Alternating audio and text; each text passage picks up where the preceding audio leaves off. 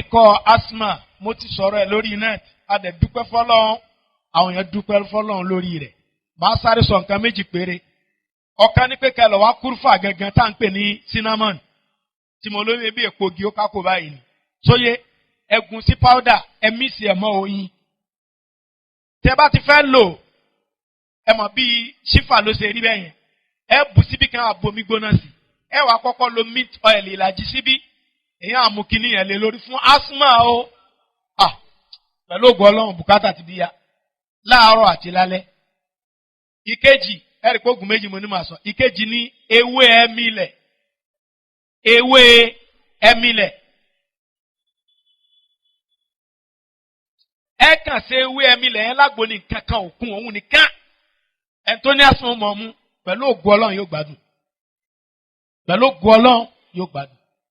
ó jẹ́ bó ti jẹ́.